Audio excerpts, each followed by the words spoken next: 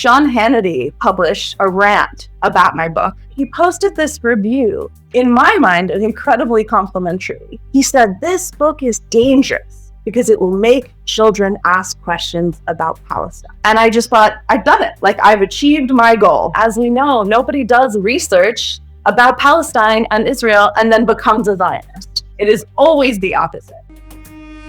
Good morning, good evening, good afternoon, whatever time zone you're living in, it's time for Sumud. All about humanity, so this right here for everyone. Uplift, amplify, empower everyone. Good morning, good evening, good afternoon, whatever time zone you're living in, it's time for Sumud. Visit sumudpod.com to subscribe and connect with us on social media. Consider supporting our work through a contribution on the Support Us page. On this episode of the Sumud Podcast, we uplift, empower, and amplify Hannah Moushabeck. Hannah is a Palestinian American author, editor, and publisher. Born into a family of storytellers, she transforms memory into resistance. Her acclaimed debut, Homeland, My Father's Dreams of Palestine, honors intergenerational love, exile, and joy, offering young readers a window into Palestine and a mirror for all displaced families who dream of home. Welcome, Hannah. Thank you so much for having me. I just want to start off by saying, how badass is it that you are the only Palestinian publishing house in the U.S.? Yeah, it's pretty badass. As a kid growing up, I just thought, that was just what my parents did. It was no big deal. But as I entered publishing myself, I realized what a rare and special thing Interlink is. And your parents started it right around the time you were born, correct? Yes, in fact, 13 days after they had a newborn Hannah, they incorporated Interlink, as if they didn't have plenty on their plates already. But I guess that's the typical immigrant business story, kids and businesses all came up at the same time. So what that technically means is you inspired Interlink. I mean, that's really what it means. Yes, I'm going to take full credit for it. I also feel like I deserve that because every time Interlink meets a major milestone, like 25 years or 30 years, Interlink gets a huge party and a commemorative plaque. And I feel like my birthday is a little bit of an afterthought. I completely get that. So your parents started Interlink really to combat the negative stereotypes of Arabs and Palestinians. Is that correct? Yeah, so my parents arrived here in the 1970s. They had met because they were both flight attendants on Aliyah Airline in Jordan. They met in Amman. My mom is British and she was visiting her sister who lived there. And my father had fled from war-torn Beirut to Amman and became a flight attendant. So they really did meet traveling around the world together and decided to settle in New York in the 1970s. Much to their dismay, when they got there, they realized that Americans just had no clue about the centuries-old tradition of literature and poetry and art that existed in the Middle East. They just didn't have access to it. The only exposure they had to Arabs was, biased media, when it came to news reports, or Indiana Jones movies. And so they started Interlink as a way to sort of set the record straight, to give Americans access to some of the most prolific literature, I would argue, in history. So that's when they started bringing books from the Middle East and publishing about different cultures around the world that were really lacking in the American media landscape. Did they receive any pushback initially in creating this? Oh, absolutely. I mean, many of the books that were some of the first books that were published really the only in existence by Palestinians about Palestine. That was something that didn't really happen in American publishing. And so I think it was a really rocky start. I think it was a lot of grassroots efforts on their part, getting those books into the hands of booksellers, into the hands of librarians. My mom tells the story about how she was pregnant with my little sister and she was hand delivering books in a shopping cart around New York City to booksellers. It was very grassroots in the beginning. And luckily we have since expanded. But, I think my family themselves were the proof that the landscape of media and literature can change with representation. And how about today? Are you all getting a lot of pushback? I think one thing that has been really incredible and reassuring is that because our business has been around for almost 40 years, we have these lasting relationships that we know will never change. We know the bookstores who support us to carry our books. We know the libraries and the retailers that have always supported us, and that has never changed. In fact, they have only become more vocal and more adamant in sharing our books, which I love and I'm so grateful for. We have, of course, through the last 2 years, found a new audience. There are so many people who are new to not just the Palestinian liberation movement, but an uptick in interest about cultures around the world, whether that's Middle Eastern cultures or cultures from the global South. And we publish everything from literature to children's books to cookbooks. There's really an array of things that people have found an interest in. But of course, with that renewed attention, we have also been discovered by conservatives and by the escalations of attacks and censorship, not just against us as a family, but also against our authors, is nothing like we've ever seen before in our 40-year history. Yeah. Can you just talk about some of the authors that have worked with you all? Of course, absolutely. One of our authors who we published our first book with is Phyllis Bennett, who has written several nonfiction books about Palestine. She's one of the world's leading experts on Palestine and Israel. And she was then a journalist visiting Palestine and now is the leader of the Institute of Policy Study in DC. And she just released a new book called Understanding Palestine and Israel, which is a Q&A format that lays out factual information that is undeniable that people can just access.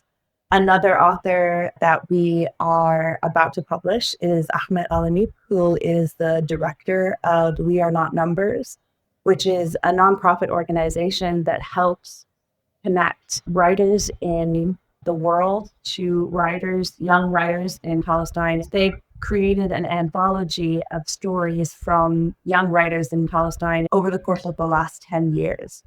And then, of course, Janan Makari's new debut picture book, Everything Grows in Jiddo's Garden, which is a story that celebrates land stewardship and indigenous sovereignty and a connection to a homeland. Shout out to Phyllis Bennis, previous guest, and of course, Janan and Zaytun, also previous guest. So in supporting these authors, these Palestinian authors, when they approach you or when they come up with an idea, are they nervous that it won't be accepted? Are they nervous about the audience reception of it, specifically because it is Palestinian content? You know, I think so many of our authors come to us as debuts. We publish a lot of new emerging writers. And because of this, there's a lot of education that we can provide to those writers about what publishing looks like, about how to promote your book. And in the last 2 years, this has changed significantly for our Palestinian authors or for our authors who write about Palestine. Before, we might have guided them on how to avoid internet trolls, or ways in which to not get tripped up by Hasbara talking points. And now things have really escalated to the point where we need to talk about their physical security at events and ways in which we can support them and help them stay safe when they're on the road talking about their book, which personally breaks my heart. I've worked in publishing for almost 15 years. I have planned hundreds of author tours, and never once prior to 2023 did I ever have to talk an author through what happens if someone brings a weapon to your event, or, reassure them that we will have plainclothes peacekeepers there to make sure that they're safe, and that if they feel uncomfortable at any point, they can let people know. This is completely unprecedented. And it's not just Palestinians that we've seen this happen with. We also publish a lot of books for children that center and celebrate queerness. This is something that we have seen happen all over the country with Drag Queen Story Hours. Authors and writers have always been targets when it comes to progressive ideas. But in the last few years, it's nothing like I've ever seen before. So if I'm an aspiring writer and I have this book idea, how would I approach Interlink or Hannah about my idea? You're going to get my inbox filled up, aren't you? We receive manuscripts in a lot of different ways. Because our mandate is publishing marginalized voices from around the world, a lot of these books come from other countries. So we'll often go to book fairs or conferences, and we'll look at what's being published around the world, and we'll bring it, translate it, and release it for an American audience. So for a lot of the ways that we receive books, it is through the sort of traditional means of buying rights from other countries. However, if you are an aspiring author, we, unlike a lot of publishers, do accept unsolicited manuscripts, which means that you can go to the Interlink website, you can look at our submission guideline, and you can submit your manuscripts. I would say a lot of people get very excited about this and go ahead and do it. And I would encourage people to look at the things that we publish. We've gotten some wild submissions over the years of folks who clearly don't know what we do or the types of books that we publish. For example, we will not be publishing an Israeli cookbook. That's not for us. I mean, you could, but it would just be blank pages, right? Exactly. But I do encourage people who have any ideas, who have really worked hard on their manuscripts before they come to us. But our doors are always open, particularly when it comes to our Muslims and Palestinians. That's amazing work that you all are doing. I do want to talk about your childhood. And the story that resonated with me was, I believe your teacher asked you to draw a flag of your country. And I think she said Palestine didn't exist, so she encouraged you to use the Israeli flag. How did that make you feel, or how did you sort of process that at that point? Gosh, yeah, I was in the 4th grade and we were doing a project called The Flags of Your Ancestors. And I remember going to the big book of flags in our school library. I found the United Kingdom and the English flag just fine, but I couldn't find the Palestinian flag. And when I told my teacher this, she brushed me off and she said, just put this one instead. And it was the Israeli flag. I was 9 years old and I didn't really quite understand the significance of that flag. I also loved the color blue and I liked drawing stars. And in retrospect, I feel so guilty because it was like a pleasurable experience, like drawing these stars. And I took it home and I proudly presented it to my parents. And you can imagine their reaction was very, very extreme. And it actually became like a really big issue in my school. In fact, my parents went and they took it to the superintendent and the school board.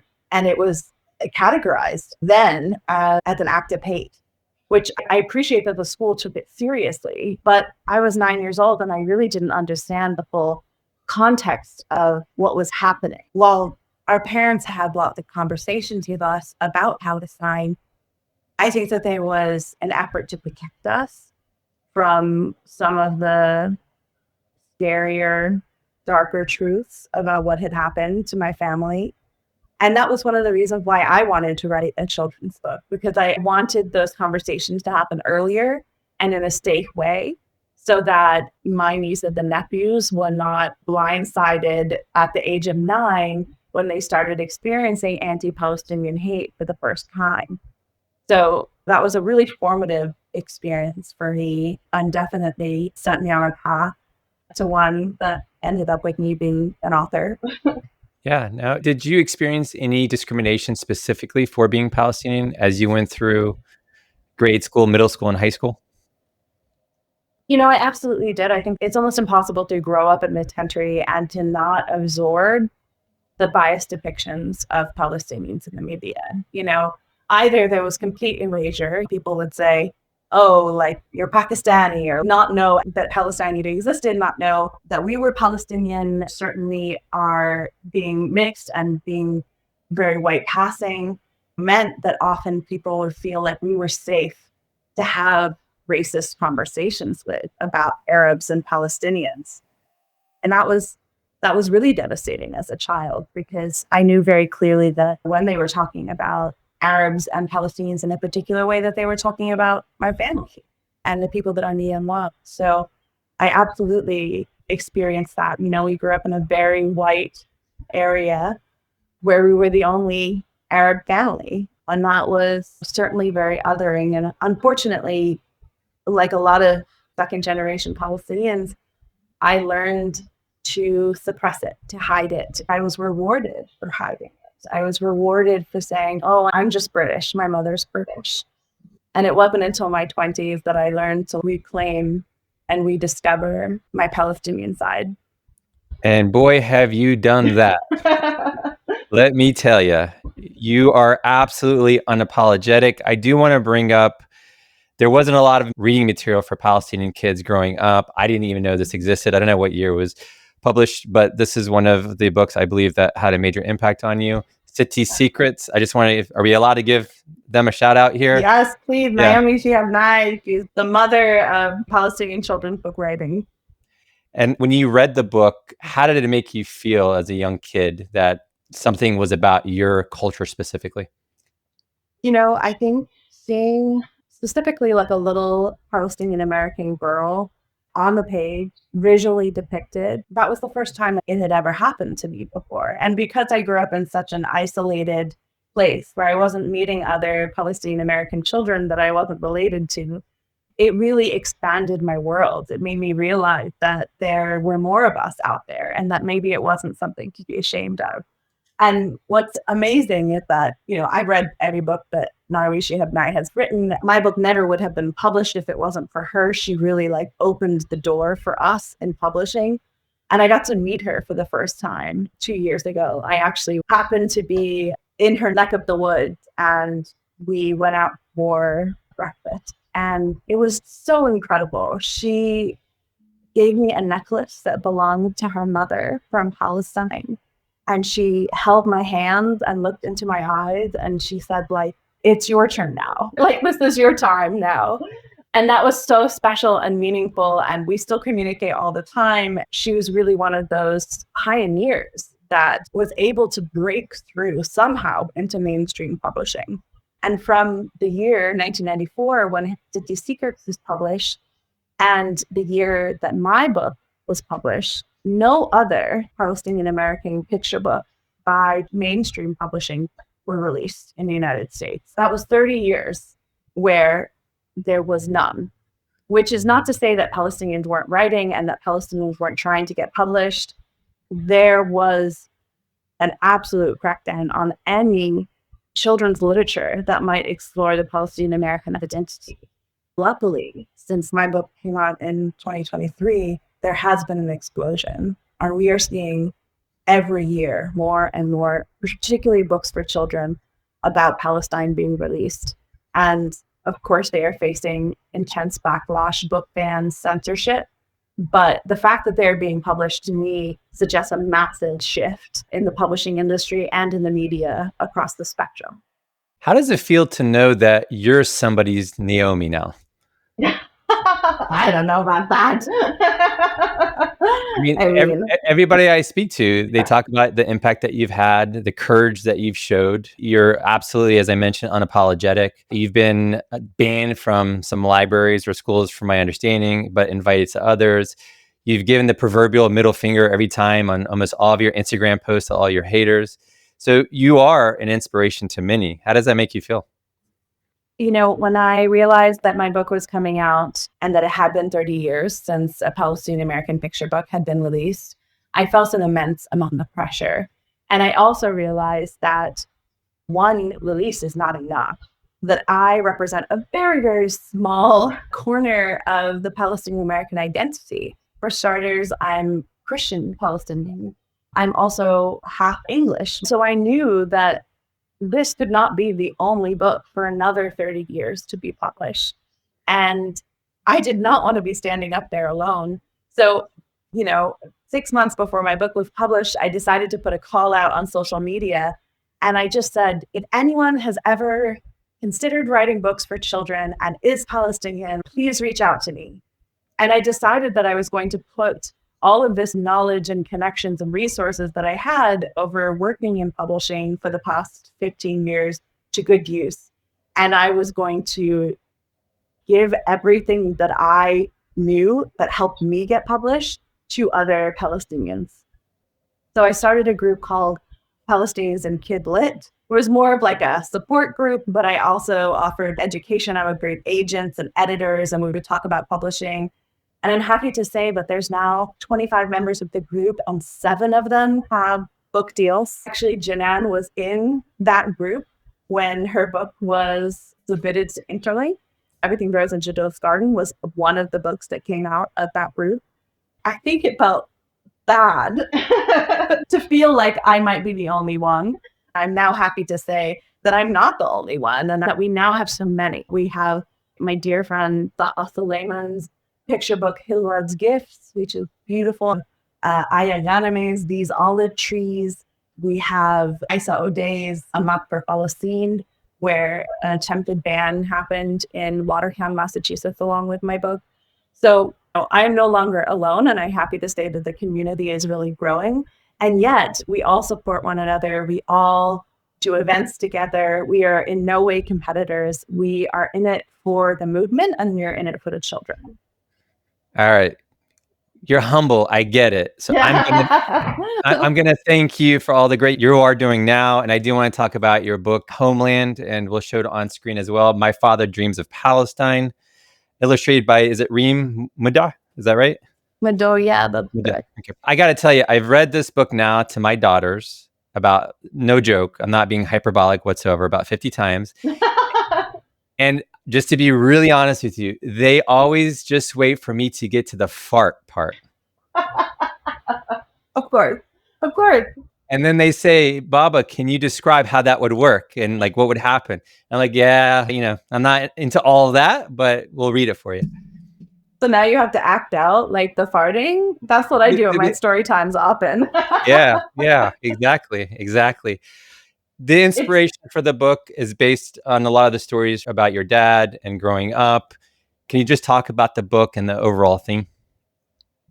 Absolutely. This book came about after a conversation that I had with my friend who's Vietnamese, and we were both talking about how we're second-generation immigrants. We are from displaced families that were exiled due to war and violence. And yet we feel this deep visceral connection and love for a homeland that we've never been to. We've never stepped foot on the soil of our homelands. And even if we were to now, that perhaps those homelands would not look and feel the same way that they do in our family stories. And that through these stories, the way that the homelands were pre-occupation continues to exist. And that idea just really set me off on the idea of creating a book that preserved not only my family stories, which in itself felt like such a challenge to the erasure that was happening, but also it speaks to all families of displacement who either lost access to their homelands or who are desperate to preserve the parts of their homelands that have been stolen. So the picture book is about 3 little girls, my sisters and I, and we listen at bedtime to stories of Palestine. And my dad, being a typical Arab dad, of course, had fart jokes like that. I couldn't not have the fart jokes in there.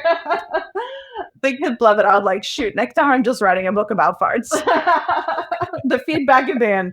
You'll notice when I wrote this book, I very intentionally leave out any mention of the Nakba or what happened to my family. And I did this very specifically. Firstly, like I knew that book banners, Zionists, I knew they were coming for me. And I knew that if I was very smart with the language that I used, there wasn't a lot of evidence that they could hold up that says this book is wrong. Of course, in retrospect, they did anyway, and it didn't matter. But I wanted to be very careful about the language I used for that reason, but also because I knew from years and years of being a bookseller and reading children's picture books that if you allude to something having happened and then you say, but I'm not going to tell you what it is, the number one instinct that children have is, well, now I want to know what happened. Now I'm going to go and find out what happened. And that was what I wanted to do with this book. I wanted to leave every single reader with the question, what happened in Palestine? Why can't this family go back? The reviews are in. I think that worked. I really do. In fact, there was this wonderful and terrifying moment last year where Sean Hannity published a rant about my book on Fox's site, which I don't even know how that got to him, but he posted this review that, in my mind, is incredibly complimentary. He said, this book is dangerous because it will make children ask questions about Palestine.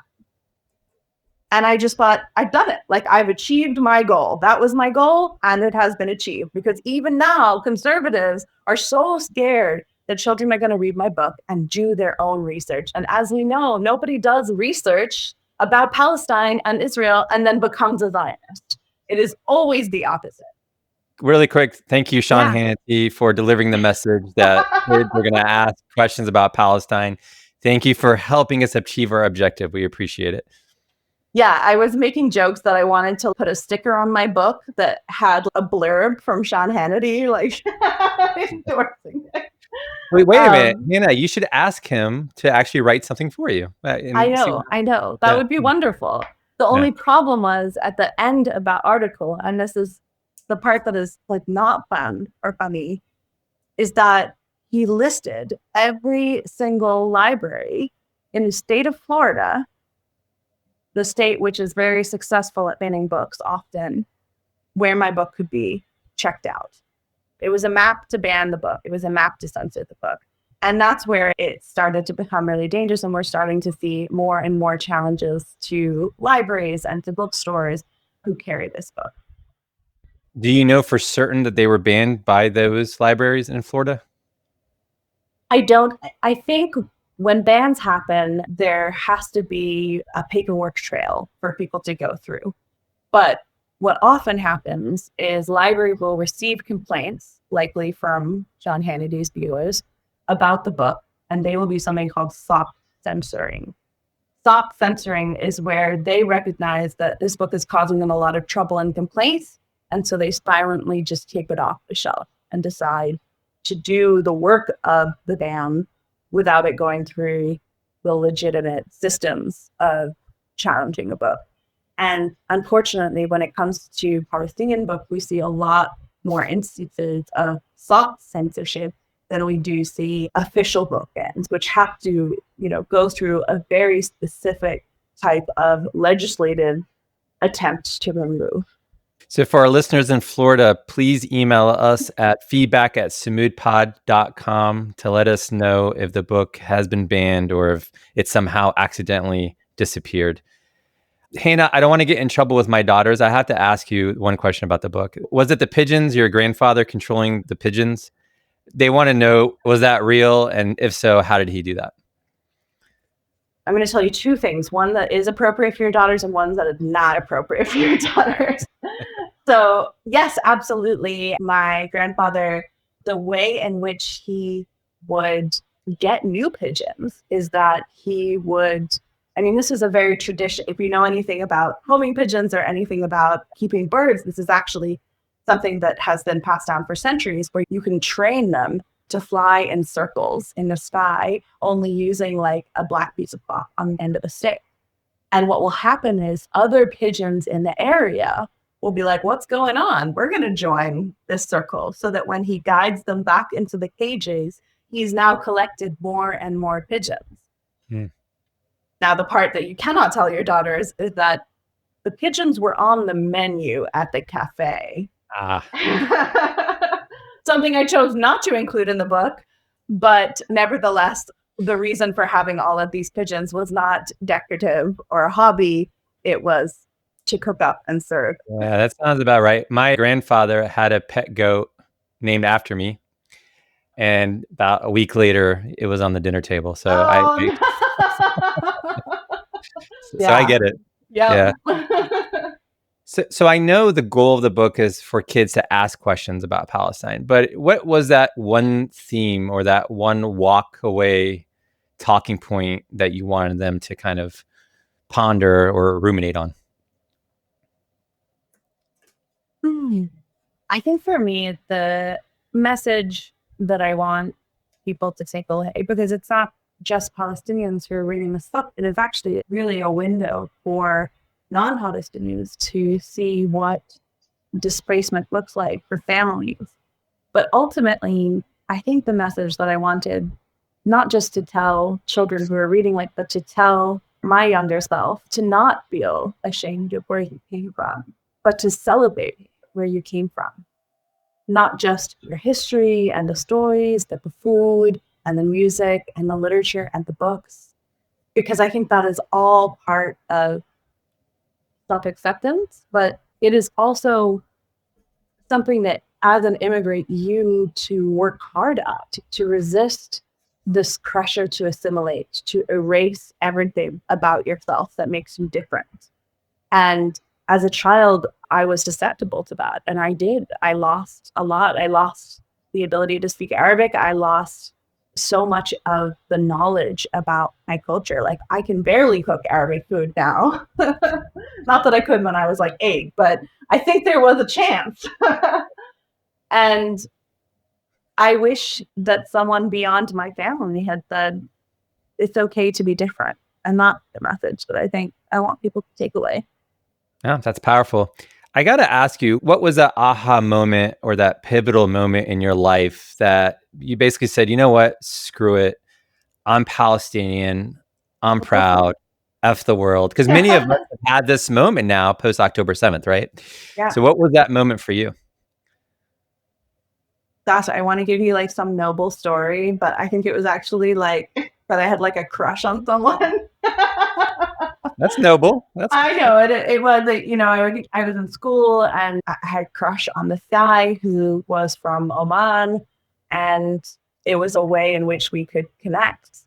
And he actually asked me like a couple of weeks later if I wanted to join him at the 1 million march in London. And I lived in the UK at the time, and that was the anti-Iraq war protest, a record-breaking protest.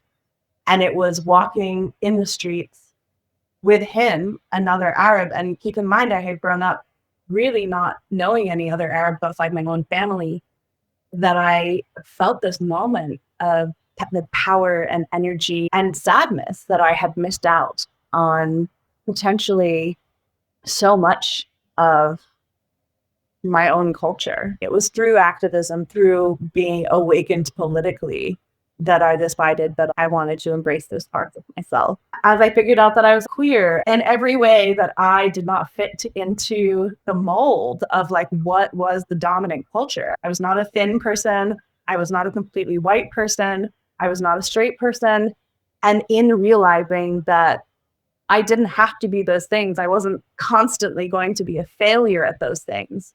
It all kind of came together at the same time, where I said, I can be a proud queer person and a proud fat person and a proud Palestinian. I don't need to sacrifice or change any part of myself, which I think every 20-year-old frankly should discover. But get to those protests, because they can be life-changing. So that's actually sort of my next question. What's your message to those young Palestinians in Palestine, or those that are growing up in the diaspora? What's your message to them? I think those are very separate messages, you know. I think people living in Palestine, my messages are, I'm sorry, I'm sorry, I'm sorry. We're trying, and we're failing, and we will never stop trying. To those in diaspora, I think my message is, this is our time, this is our responsibility. Every privilege that we have, every God-given skill or talent should be put in service to freeing our kin in Palestine. I appreciate that. So I have to ask this. Your message to aspiring artists or writers, again, both in Palestine and the diaspora, two separate messages possibly, but what's your message to them? I think that art plays a really important role in movements and in freeing the world, but it is not the sole goal that we play. I think that we have to be both artist and activist. And I encourage people to figure out what it is they believe and to make art in service of that. Amazing. And I got to ask you this too, just going back to your childhood. If you could deliver a message to that 11-year-old Hannah growing up, what would that one message be? You do not need to apologize for any part of you, and that people will accept that. Yeah. And how's on this that, becoming a therapy session? Oh Yeah. my gosh. Janelle didn't warn you? I thought Do you Janelle make would have warned you. everybody cry in your podcast? No. Well, again, the work that you're doing is so amazing. How do we support you? How do we follow you? And how do we support Interlink? Well, first, I want to say that independent publishing is incredibly, incredibly hard. We are up against so much. So if you would like to support the work that we are doing at Interlink, I encourage you to go to our website, interlinkbook.com, and to purchase any book, any pin, any sticker, any t-shirt, because it helps us stay in business. It helps us fund our creators and artists and staff and continue to do this work. If you want to support me personally, you can find me on social media at Hannah Moushabeck, my handle, and purchase my book from anywhere books are sold. And go to the library and request them there, because boy, do they need our support. There was a funny story I will say about your book that I read about your father. You were nervous to give him the book, and he read it and came back with a bunch of red line, I believe. And I'm like, that's such an Arab dad for you. It's such an Arab dad. It's also like when your Arab dad is an editor. That's what happened. I still have the papers with all the red pen marks on them. And I have to say that I didn't read them too closely. I decided that I would wait until I could hand him the finished copy. And my dad does not express a ton of emotion all the time, but when he held my book in his hands for the first time, it was really special. Did you catch it on film by any chance? Oh, I did. I posted it on Instagram. Is it? Okay, perfect. In fact, he said that I'm really proud of you. And as a daughter of an Arab dad, sometimes I watch that on repeat. Well, I think I want to invite your dad on at some point, not only for the storytelling, but I want to see his performance with the dishes. I think oh my gosh, he would be a great guest, actually, with his music and everything. Hannah, thank you so much for your time. It's a great honor. I know you're really busy, so thanks for making the time to make this interview happen. This was so lovely and cathartic, and I feel renewed to continue doing the work. Thank you for having me. I appreciate you. Thank you. Listen, stay tuned, cause it's time for Sumud.